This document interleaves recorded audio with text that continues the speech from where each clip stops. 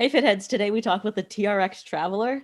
He does all of his workouts on TRX, and this was the exact opposite of what I expected from the conversation. I was so mind blown. Like, just thought it'd be about core and your whole body and stability and cardio, and he was like, it's like a bodybuilder. It was crazy. Yeah. Also, his name's Adam. We Oh, we we don't really know if his real name's Adam or if his legal name is now TRX Traveller, which is an awesome name. So shout out to TT or whatever. I thought it was really cool. I mean, I got a TRX, so this was sort of a self-serving episode. Although I assume at this point for us, they're all sort of self-serving episodes. yeah, of course. Well, our audience is just probably clones of us, right? Right, bros? Right, definitely. Clone bros.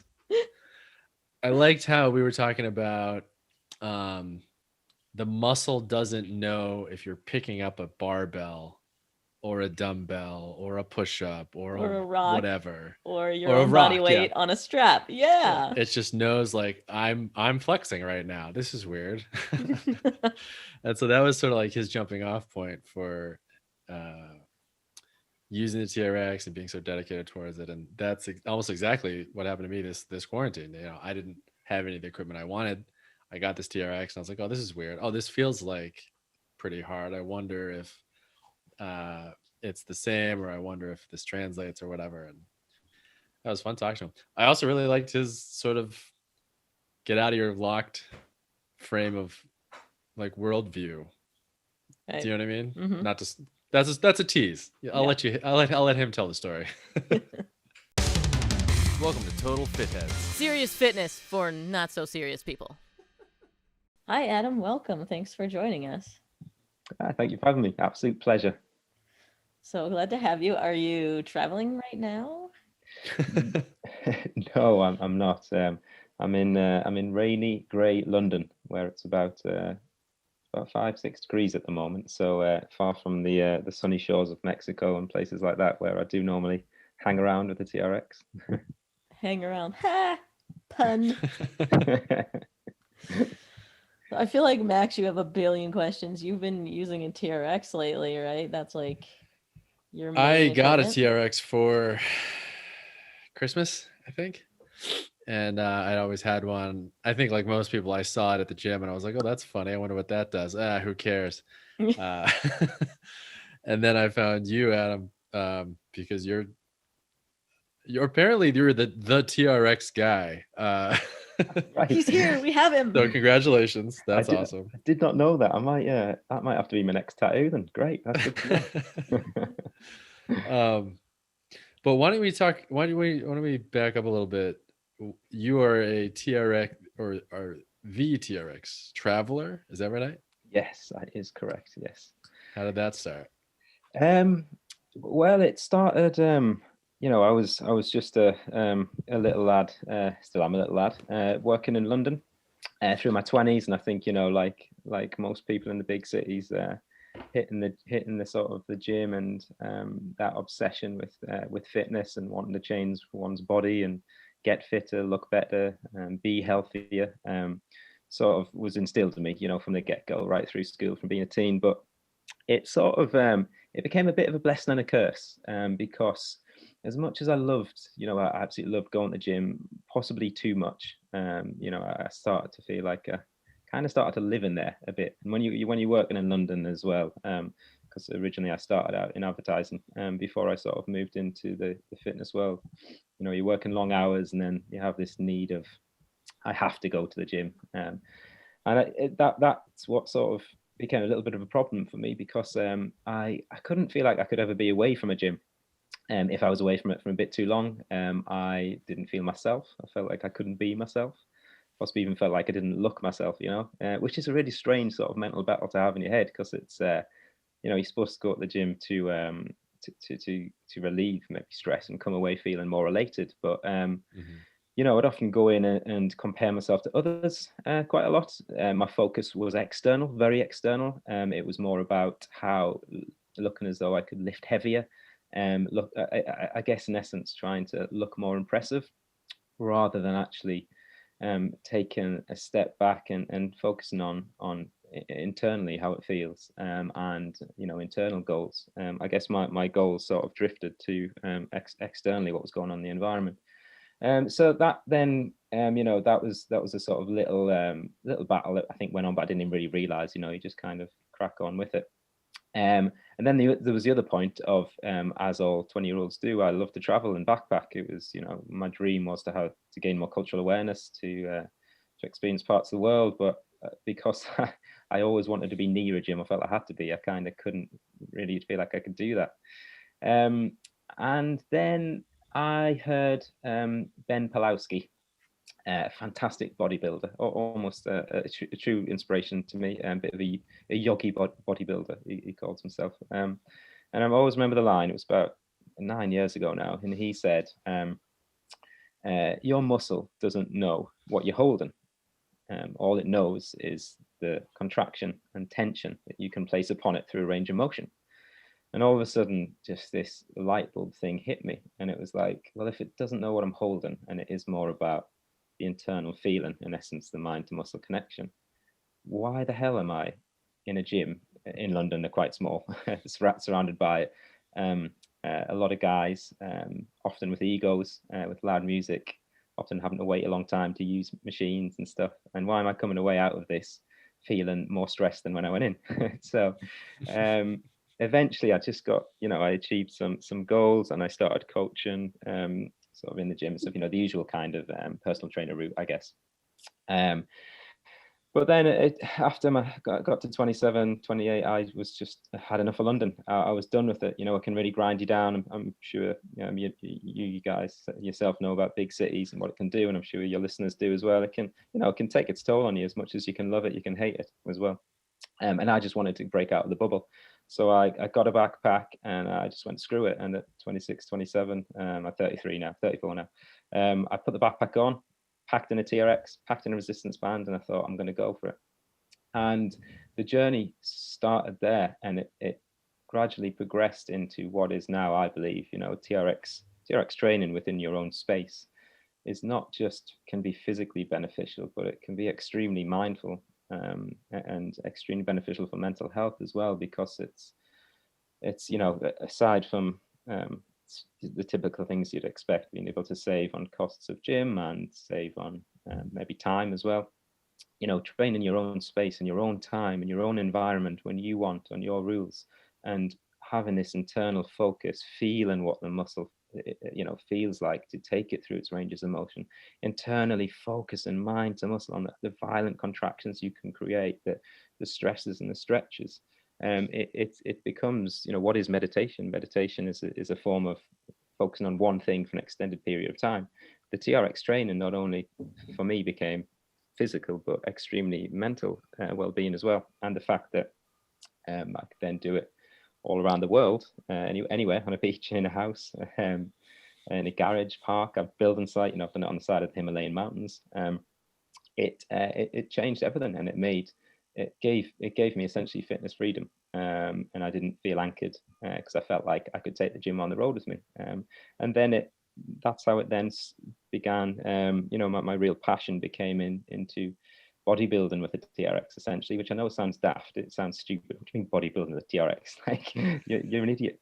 And I'm not trying to be the biggest bodybuilder or anything like that. I just like to sort of create a body that I feel happy and comfortable in, and I like to help people do that as well.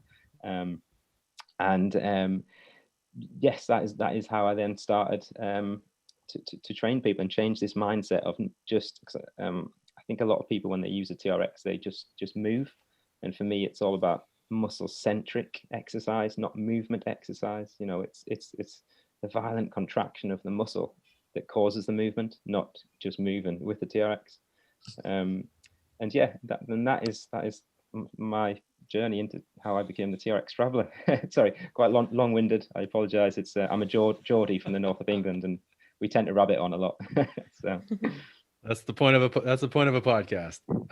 Thank you for your story. It's actually it feels obviously fitness centric, but it does sort of speak to a larger, sort of more general idea of, like, a lot of kids grow up with, oh, this is how my life is supposed to go. I'm supposed to get this job. I'm supposed to live in this town. I'm supposed to do this or whatever.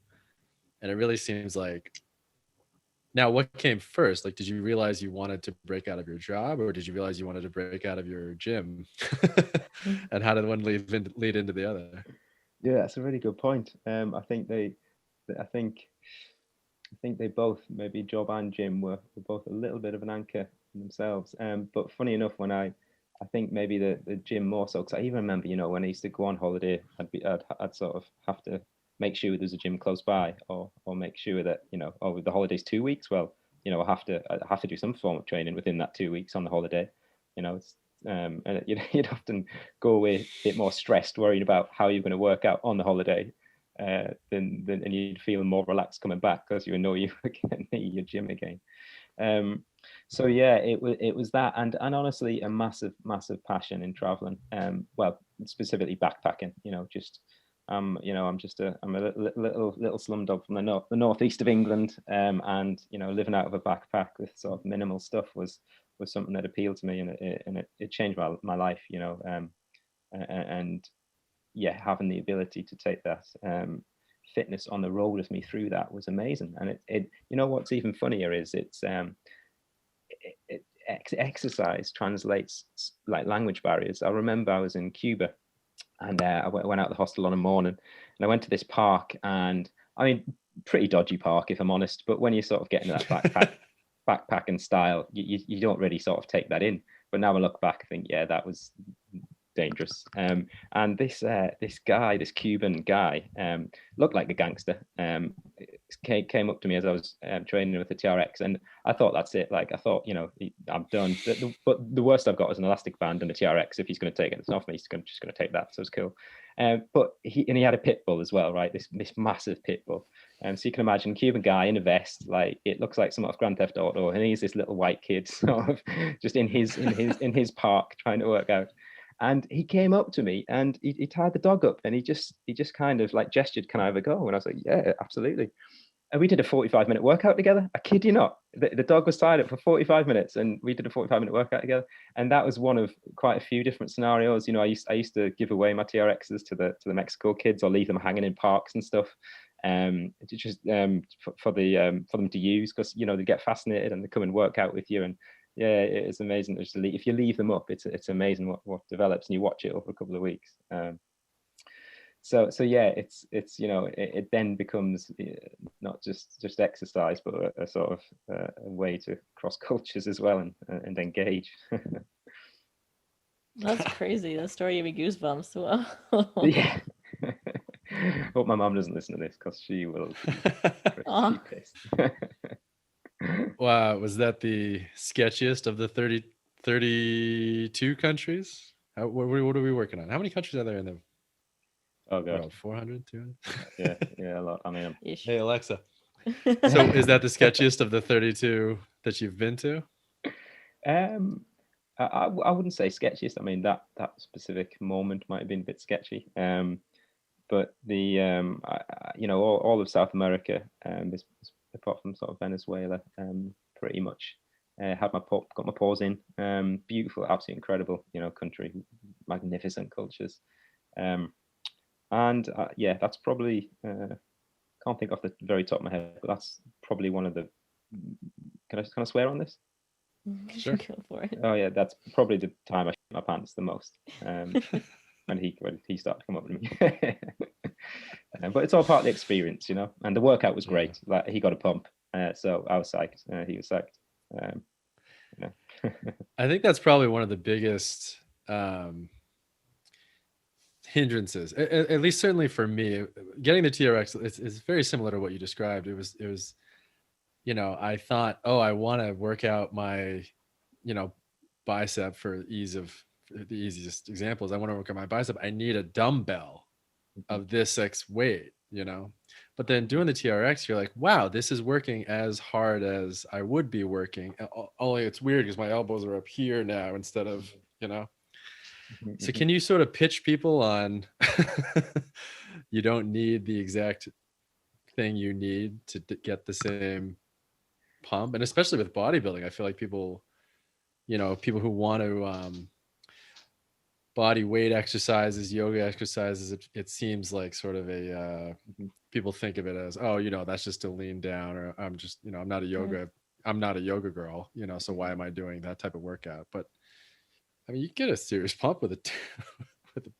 Yeah, totally. And I tell you what it does, right? What it immediately eradicates is ego. You don't get a guy a guy TRXing with ego. You just don't get it because you can't do it. And why is that? Because you can't pile plates on either side or anything like that. And you can't sort of stand up and get ready to brace and take the big sort of, roar and Gur, you have to, You can if you want to. you certainly can if you want to, but you have to focus on technique, right? It has to come down to technique, and it has to come down to slowing movements down and really focusing. And I think once you then realize, right, I haven't got the, let's call dumbbells, they're tools, just like a TRX is a tool. And yes, of course, having a range of weights of dumbbells is an easier tool to look at as progression and things like that. But often it can be too easy because it can just be, right, I'm just going to pick up the 15s and curl them. Oh, now I'm going to do the 18s and curl them. Whereas when you look at a TRX, for example, using your curls as an example, you can't do that. So you have to think, right, how can I execute this perfectly, or practice executing it perfect to get the most results? So then it comes into things like, you're thinking about your biomechanics and full ranges of motion. So this is where I've learned a lot from mentorship programs, where I've studied from bodybuilders. Ben Pulaski is one of them. Alicia Gowan's fantastic athletes, competitors. And so you look at the TRX and you think, right, how am I going to do this bicep curl? Well, I know that I have to fully extend, and at the bottom I should contract my tricep, because contracting my tricep will lengthen my bicep. So I'm beginning from a full range of motion. I know that then I have to, obviously curl up, contract as hard as I can, and then I have to twist my wrist, lift my pinky up to supinate it up to even get the peak, and really work up on that. And when you then start breaking every single exercise down and focusing on how to isolate that muscle and how to use the TRX most effectively to get the most out of it, to train the muscle, you start ticking a lot of boxes. You start ticking big ranges of motion. You start ticking, really good technique. And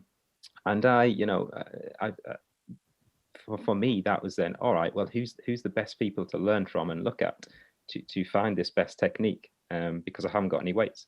It was bodybuilders, and that's when I started to take mentorship programs, and I started to read furiously all the autobiographies of Frank Zane, Mike Mensa, all just absorb multitudes of information about bodybuilding, which when I was in the gym, didn't do it once, because what did I do? I just tried to pick the heaviest weight up. So it can cause that switch in mentality, and it's almost a force switch. So I think that's super interesting. And even the same with resistance bands. It's exactly the same premise. You got to look at the one muscle you want to target, how you can isolate it, and how you can practice perfect technique to cause the stresses, the tension through those ranges of motion. And you become so nitpicky at that. You really nitpick your technique, and it's great. Even now, after 6-7 years of just training with TRX to try and essentially build muscle, even now I still every session, and I like really slow it all down, and that's another thing as well. You can't rush it. You really have to pay attention to your negative phases. You're slow. I'm a massive advocate of at least 4 seconds slow negative phases. 1 or 2 seconds up, and really, really powerful. A lot of people call me out on my coaching vids. They always say, "Will you stop saying squeeze?" Because apparently in my vids, I'm always at the top with the TRX, and like squeeze. It's like it's become my sort of word that a lot of my clients have branded me with. And even when they see, I do a lot of videos without sound, just purely because sometimes I don't always have the environment set up to be able to record sound and stuff. But I try and sort of help as much as I can in the silent silent dictation and techniques. And they even say to me, I can see in your head you're thinking squeeze at that point. And they're not wrong. So yeah, it really then focuses on that top contraction squeeze. And I'm a big advocate of the squeeze, the violent muscle contraction squeeze. Well, what I have trouble with is that, like you said, the dumbbells are easy, right? Because you can go from 15 to 18. what really motivates me in the gym and makes it fun is gamifying my workout. And so being able to see those numbers move up and yes, focusing on good form too, but really like that makes every workout a win because I can see those numbers change. So how are you with the TRX, even if it isn't gamifying your workout, but like making sure you're progressively overloading? Is it just like paying attention to how sore you are the next day and then that's the win for the workout, or how do you negotiate that? Yeah, totally. And I think that's, that's probably the most smartest and sort of biggest question with TRX training is, well, how do you increase the intensity of progressive overload? It's as simple as that. And there's the obvious ones of, well, you can increase the reps, so you can just aim to do more reps, or you can stand at a bit more of an angle to increase the intensity. So if you've got a workout mat that has some markings on, you can each time you step up to it, you're at marking 10 or marking 9 or marking 8 or marking 7. There's a few of them kicking around on the old eBay and Amazon. So you can record that. I'm very data driven, kind of like you, Ali. You like to gamify it a bit. So I gamify it in terms of I mark down exactly where I was standing and what the length was at. And that, I mean, that's taking it a bit too far. It's getting a bit way data analytical, but it's fun to do.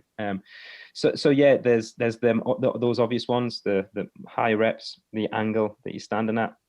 But for me, it's always been about the mind to muscle, and really, I don't think. I mean, if you look at and I'm sure there's many people that may correct me if I'm wrong here, but even from what I understand, the top bodybuilders in the world, right, have the mind to muscle connection to contract a muscle violently and powerfully only about 40 or 50% of its capability. They're the top ones in the world, right? Can only do it 40, 50% of its capability. There's still a huge amount of mind to muscle connection and practice to learn, even for the top builders in the world to get it up to 100%, right? So I think that always practicing the mind to muscle and the technique and that connection, that squeezing and feeling it and internalizing and feeling your body work is, for us as amateurs, is limitless, So there's always that.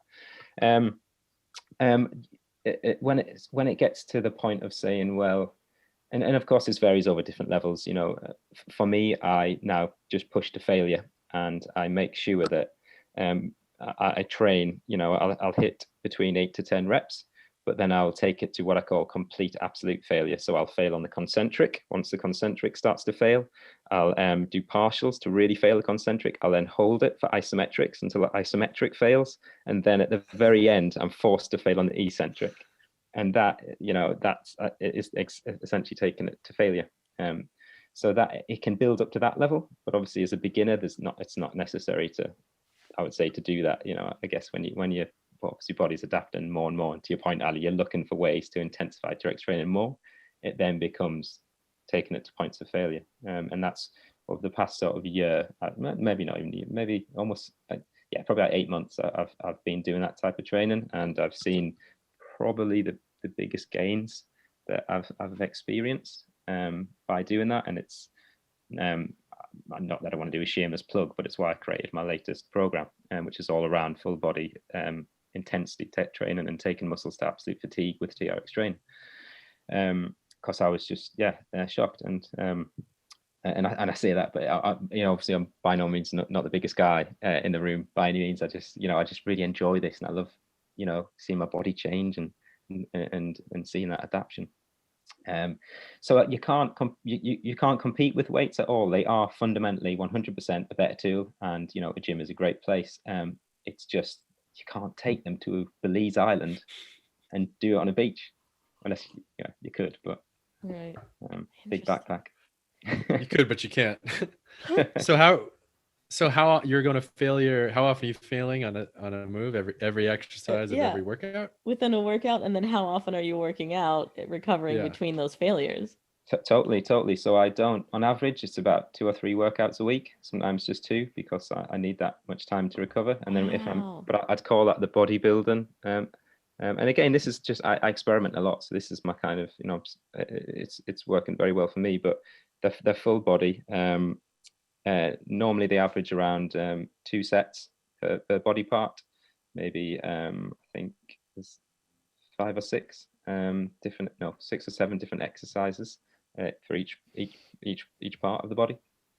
2 sets, and yeah, pushing to failure. And when I mean failure, absolute failure. So across the 3 strength ranges, the concentric, eccentric, and isometric. It's not just about the concentric. So yeah, it can. Some of them destroy me, and it takes 3 or 4 days. And I had a lad on the little our little Fitness Freedom Facebook group, which is just where we all chat about TRX and talk about the programs and training. And he was quite an advanced lad, and he was getting stuck into the intensity program. And he did say to me, he was like, Jesus, like it's taken me 3 or 4 days to recover. Is this right? And I was like, yeah, believe it or not, I know it's shocking, but yeah, it is possible to push yourself that hard with the TRX, and it can take that long.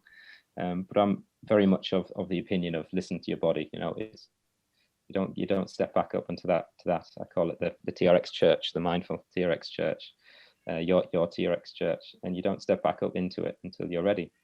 And I love cycling. I love road cycling stuff. So in between recovery, I'll do some road cycling, things like that, some form of cardio. So yeah. But I've also then got programs where it's just your typical bodybuilding, push, legs, pull, split. And that's like, could be 5 or 6 days a week training, but obviously it's not pushing to failure each time. So it amazed me when I started doing this. And it was Mike Mentz's, after reading Mike Mentz's book, I think I challenge anyone to read his autobiography and then not try this high intensity to failure, because he does sell it very well. And I've always known about it, and I've always thought, I'm going to do it. I'm going to give it a try. And now I'm absolutely loving it. Seems efficient. Like you're just going nuts for a short amount of time and then recovering the whole week. Yeah, exactly. And you get more time to do things as well. And it does give you a bit more freedom. But each to their own. It works for me right now. I used to think the push pull legs 6 days a week worked for me. But now I feel this does. And I don't know, Max, Ali, can you attest to this? But I definitely have been a sort of a victim to myself of overtraining a lot before, thinking more is better, So it's certainly the full body kind of workout really sort of makes you take a step back and be like, oh no, it's not necessarily better. Rest. It's funny too. This past year, especially, I've been working out at home a lot. I mean, I've worked out at home predominantly. I've always sort of also had a gym as a backup, but especially this past year working out at home, I'm always like, I'm bored. I'll just do another workout.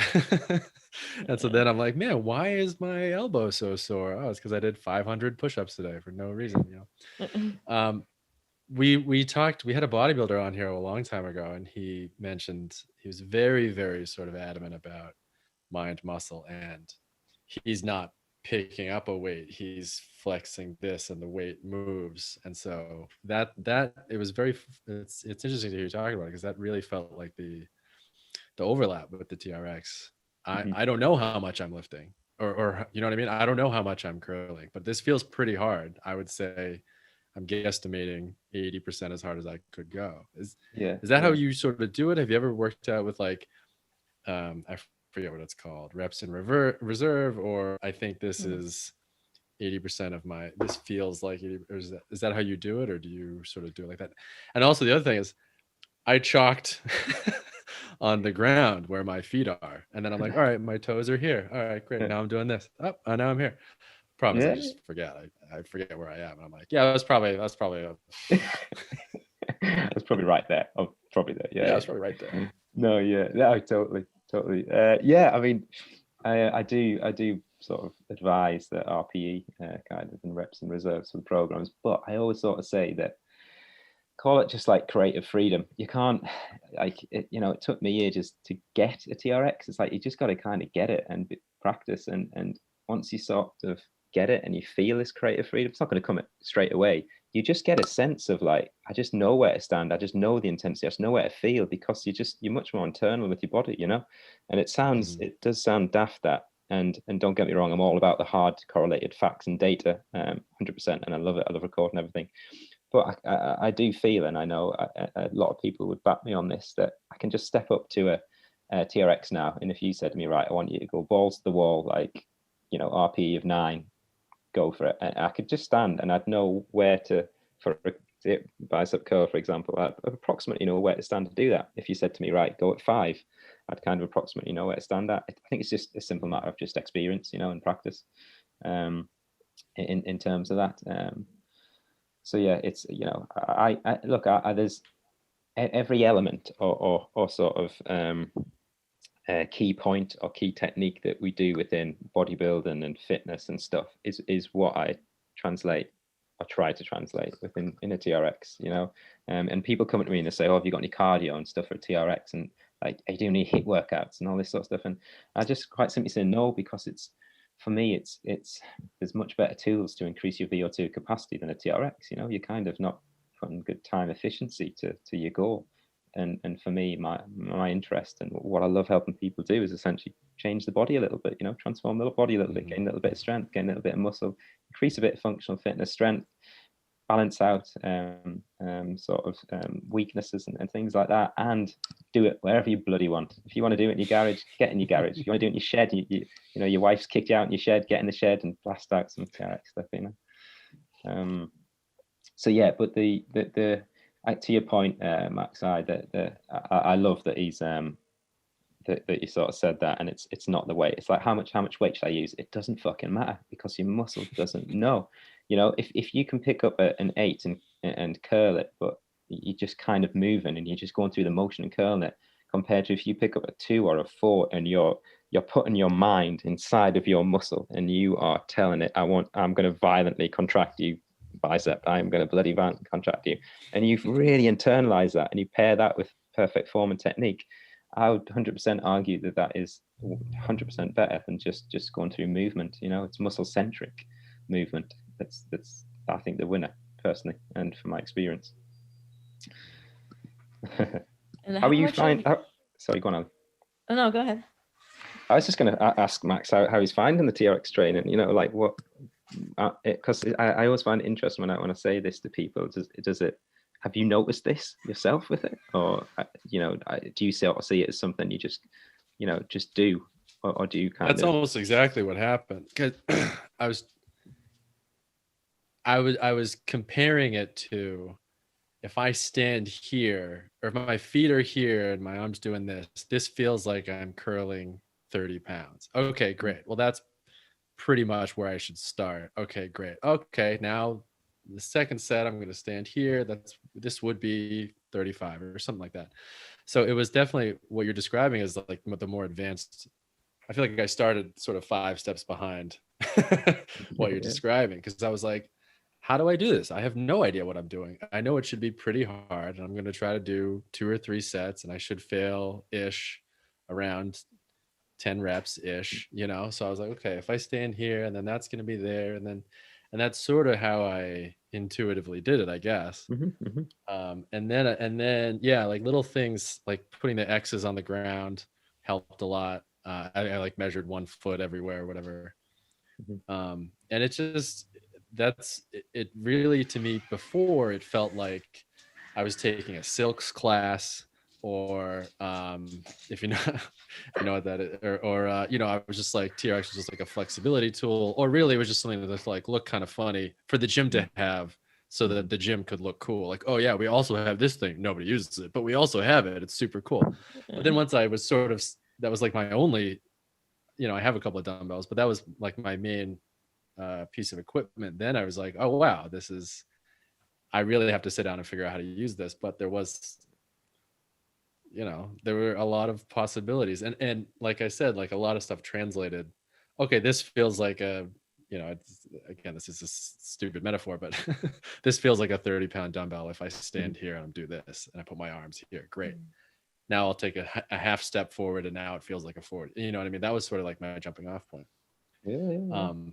But it was fun. I mean, and that sort of stemmed from not having access to heavy weights, and sort of like everything sort of stemmed from me being mad that I couldn't squat heavy.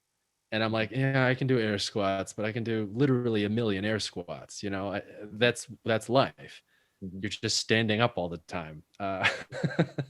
And then I was like, hold on a second. How many one-legged pistol squats can I do? 0. And then I was like, wow, I can do, I don't have access to heavy weights to do a bench press. That's what I would like to do. I'd like to put a ton of weight on there, do 6 heavy reps and not be able to do a 7th. All I can do now is a push-up. Wah, wah, boo-hoo. And then I was like, well, how many one-arm push-ups can I do? 1, 2, And so then how many push-ups can I do if I'm like, all my weight's on my right hand and I'm sort of helping with my left hand, then I can sort of mess around with it, and then I can sort of get that. Obviously it's not as easy as having a bench press, and it's not as easy as having plates and barbell or whatever, but it was that same idea of, I want to exhaust this muscle group as hard as I can. The only way I've ever known how to do it is with a bunch of heavy plates and a barbell in a basement gym. But I was like feeling like, oh wow, if I do a 1-arm push-up, that's almost as hard as doing my heavy barbell. Oh, maybe I can mess around with that. And that really was what translated to the TRX. It was like, this is making it that 1/2 step easier, so it's actually doable, really. I can't really do a whole workout of 1-arm push-ups yet. But but that was really sort of how it like translated to me. And I've tried to explain it to people, and they're like, yeah, whatever, I'm just gonna get my dumbbells. I can only imagine your job must be incredibly annoying for that very reason. I get challenged a lot. A lot. But how interesting is that, right, though, Max? So what you're essentially telling me is that you're exploring your own personal biomechanics for what fits the purpose. Like that is what is more beautiful than exploring your own biomechanics in your own body to find out exactly what is working for you. And that's a bit of creative fitness fun that you can have with a TRX, and pretty much have to. And your squat thing's a really good example, right? I know quite a lot of powerlifters and some fantastic athletes. And there's one of my mates who he plays semi-professional rugby, and I actually met him when I was traveling, Kiwi lad, and he was just like, he'd look down at me, a long way down at me, and it'd be like. And be like, you want me to do some TRX bodyweight squats? And I'd be like, yeah, I do. And he's like, this is just gonna like be nothing to me. It's gonna be like feather. So he grabs it and he starts doing them, and he's pumping them out, and he's going for hundreds and hundreds, and he's just like, yeah, whatever, this is nothing. And I say to them, right, now let's break this down. So let's just stop. Now, how about if you really focus on isolating your legs now, rather than using your entire legs, right? Let's squat and focus just on your quads. So when you're going down, I want you to slow everything right down. So I want you to take 4 seconds down, and I want you to, when you get at the bottom, at the very bottom, I want you to contract your hamstrings. So your antagonistic muscles are stretching the quads. And as you come back up, I want you to take 1 or 2 seconds. However, throughout this entire time of this squat, I want you to be constantly pushing your feet outwards against the floor, constantly. So constantly pushing your feet out. It's constantly. You struggle to get to 10. All right. And now if you don't believe me, or anyone doesn't believe me, try it for yourself. And you are just purely by pushing your feet outwards. And I learned this. This isn't just me. I learned this from a bodybuilder in one of the programs. To hit the targeting a lot of the outer quad, the sweep. And it puts all the isolation, all the load, all the effort onto individual muscles. So instead, when you're doing a bodyweight squat, instead of bringing in your glutes, your hams, all your quads, momentum, you're isolating. And that's the key to TRX training. It's isolating, locking the body in complete stone and not moving unless the muscle that you specifically want to train and isolate causes that movement. And that's where it gets, to change in mindset, and to change, and that sudden light bulb moment. Oh shit, okay, Yeah. This is exactly the opposite of what I expected in this conversation. I thought it would be like, well, you got to use your core in every movement, and it's going to be total body, and like you're balancing on a Bosu ball and shaking around. And instead, you're like, nope, one muscle focus. I'm mind blown. Oh yeah, well, yeah. I mean, it's just fascinating, though, right? It's like, and it almost, to your point of gamifying, Ali, right? How can you gamify it even more? oh, I want to isolate my, I mean, you can't isolate one of the tiny little muscles on your back that comprises the web of back muscles, but you can sort of say, I really want to isolate my outer quad, I want to make my legs look a bit thicker. How can I specifically just target that quad sweep? How can I just isolate that one muscle and challenge the hell out of it? How can I break it down so much that just that grows, And people, I think, when they hear a squat, don't think that. They just think squat.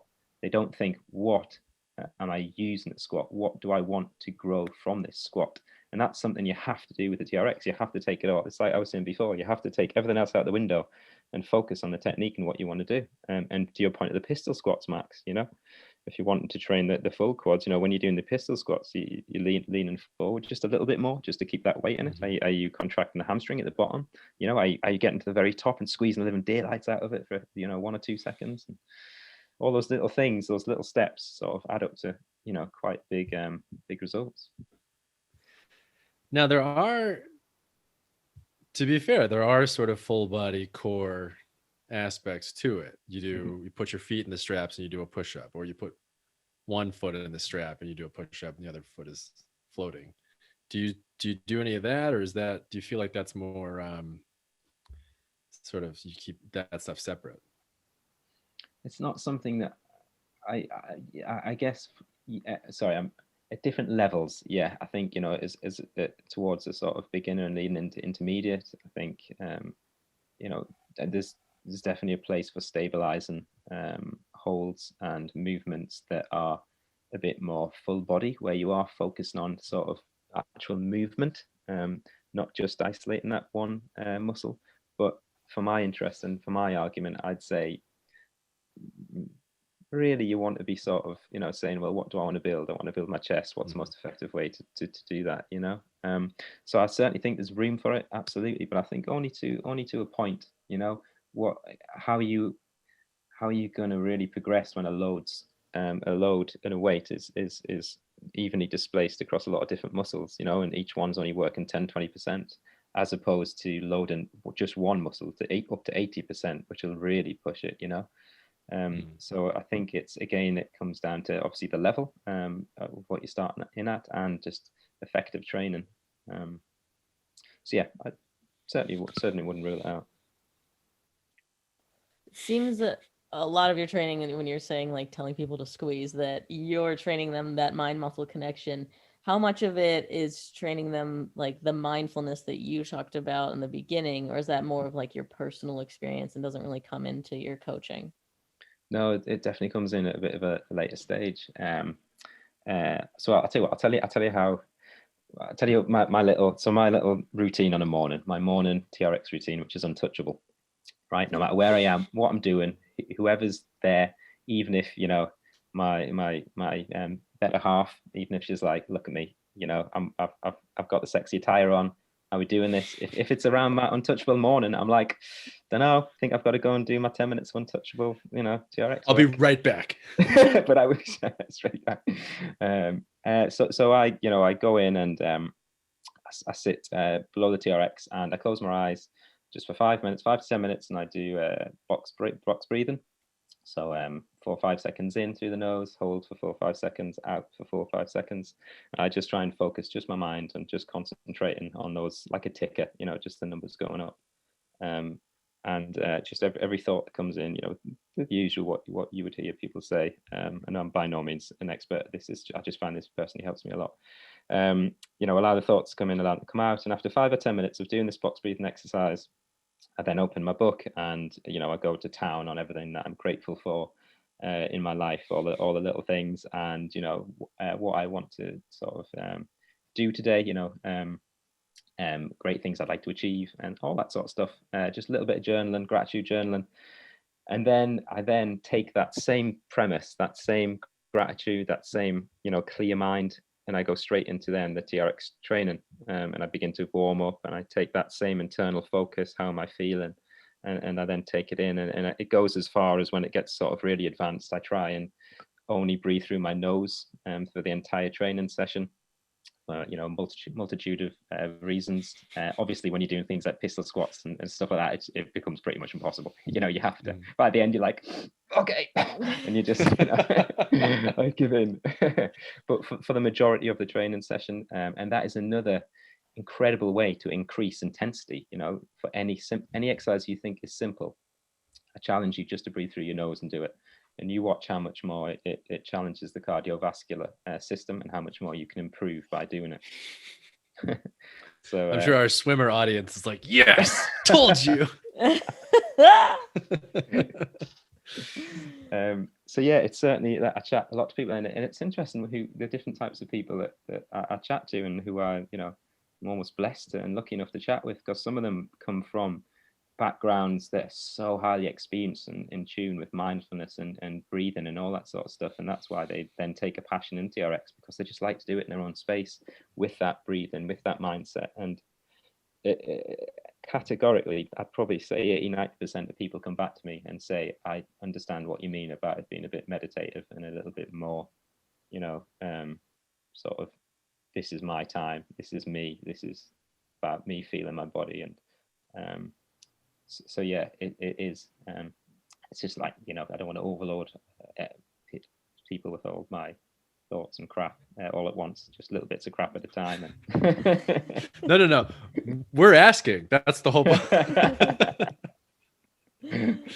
Well, do you ever miss the gym at all? You don't want to, maybe while you're waiting for the squat rack, turn around and talk to the bro behind you and smell his sweat and one of these. Just stroke the rack, feel a bar. Yeah. I forgot what you feel like.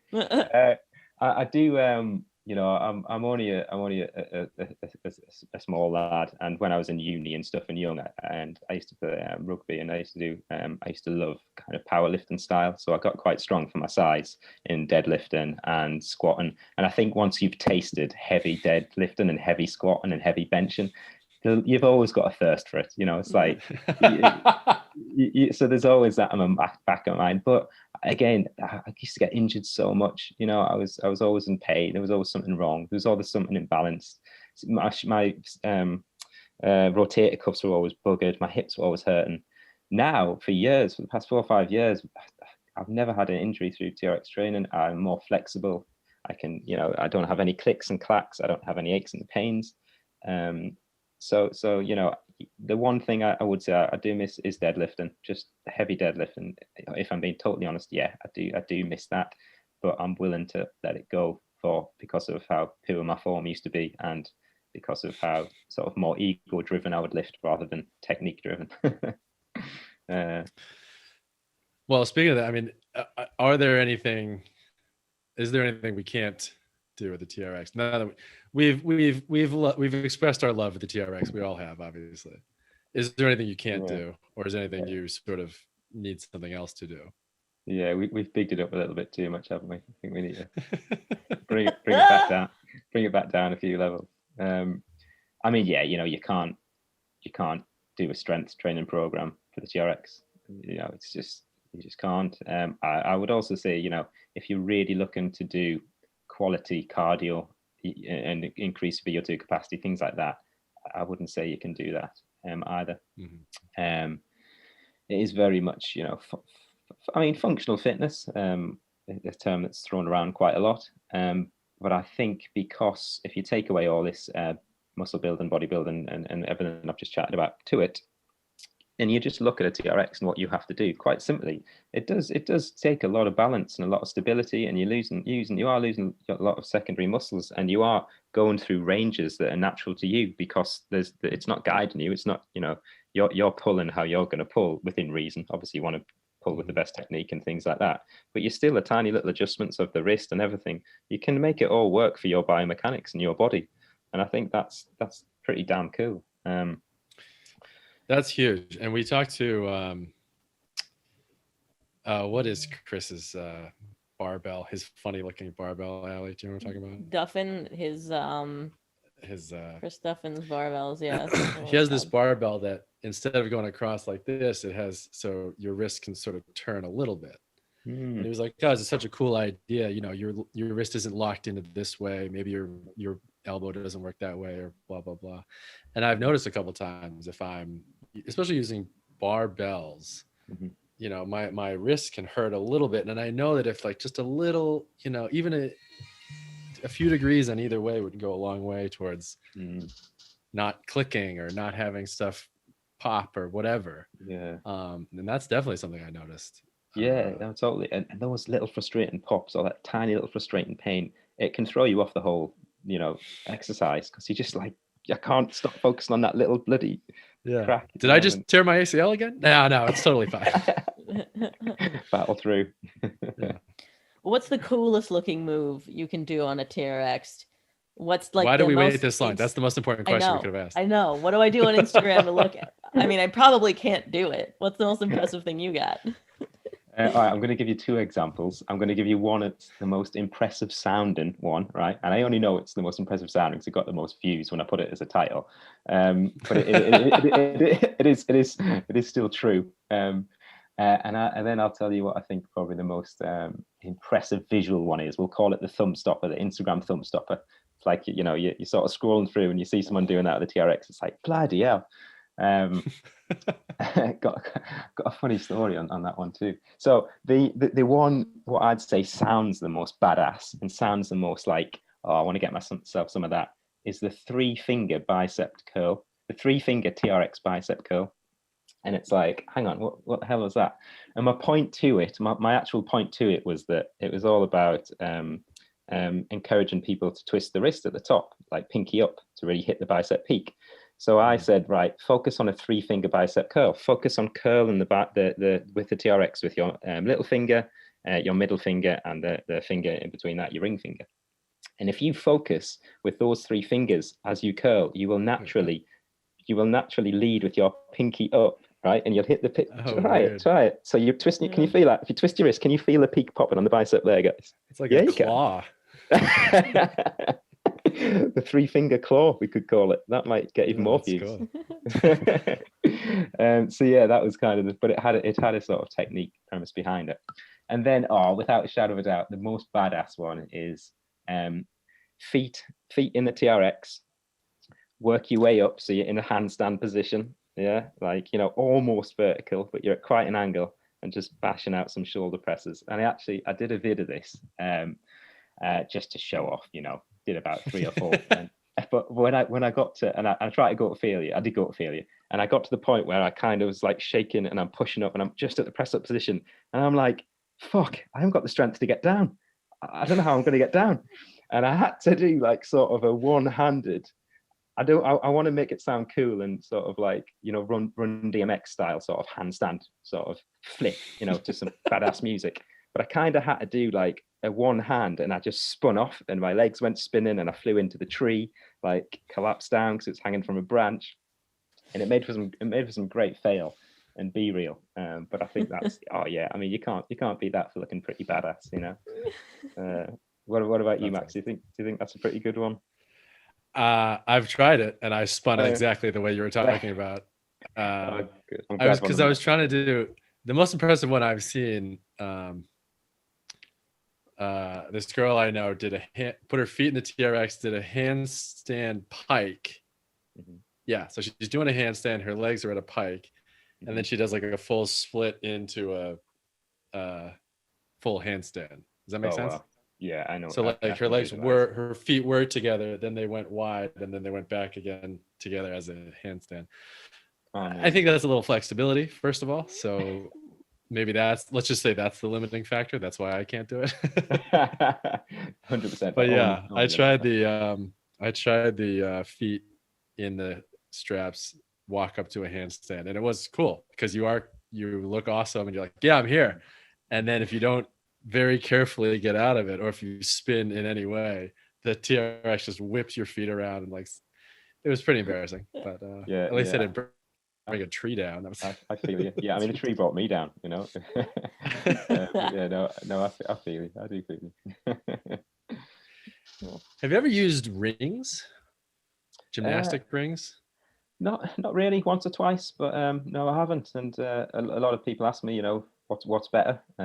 And again, my answer is just, it doesn't matter. It doesn't matter because it's all about like the contraction and it goes back to, you know, as long as you can do a good range of motion with your biomechanics and allows that, and it then comes down to placing, you know, your mind and the muscle and contracting with whatever tool you're using. However, if you're talking about in terms of sort of actual gymnastic moves and isometric holds and that sort of stuff, never used it, but I would be really keen to try it out and see how it compares. Because I did get some parallel bars, so gymnastic bars, because I wanted to see through lockdown. In lockdown, I was just getting a bit bored of the constant TRX trains. I thought, you know what, I'm, you know, not being able to go outside, and have been quite restricted here in London. And so I got some bars, and I thought I'm going to get some bars, and I want to see if strength from TRX training translates over. And I was actually quite shocked at how well it does. You know, I couldn't do the full planche and stuff, but I could do quite a lot of good tucks. I could do some sort of nice flows holding myself. So I was actually quite struck at how it transferred to strength, because I've never explored that. I've never explored what, you know, where or how the strength side or muscle sort of adaptation side of TRX training, where it would translate into. So that was a really interesting find, that it was quite, gymnastic style movements. Granted, I was a complete amateur, you know, weren't as bad as I was expecting. That I think that's probably where people get the idea that the TRX is gymnastic or full body, because the only thing they've ever seen comparatively is Olympics. Dude doing an iron cross in the Olympics. Yeah. That does look Can you better. do a muscle up? You can't do a muscle up with a TRX, can you? No, I don't think you could. Does No. that exist? No. Never seen it. That could be the Maybe true you should thumb try stopper. Yeah. It sounds like a challenge. It really does. Well, cool. This has been awesome. Thank you so much for chatting with us. No, thank you. It's been an absolute pleasure. Like I say, I was very, very honoured, and yeah, I was quite taken back actually. Got a bit emotional that you asked me on. So thank you very much. It's been a real pleasure. Really enjoyed it. Heck yeah, it was awesome hearing all your insights. And I feel like I just need to throw away my barbell. It's fine. Do it. They're all tools, Allie. Yeah, right. We're all tools. We are. That's the bottom line. We are tools. The barbell's using me. Okay, so how can the fitheads go find your programming? On Instagram, you can find me at TRX Traveller. And if you want to have a little look at my story and my programs and how I would love to help and do help people achieve their fitness goals with TRX in the band, I'm at trxtraveller.com.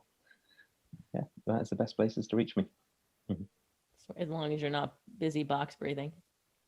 Can't touch those 10 minutes. Unless it's my 10-minute time, forget it. Awesome. Okay, thanks again. This was great. Thank you. Cheers, guys. Cheers. And thank you to the Fitheads. If you're on Apple Podcasts, please rate and review. That helps us out a whole lot. And we'll see you next week.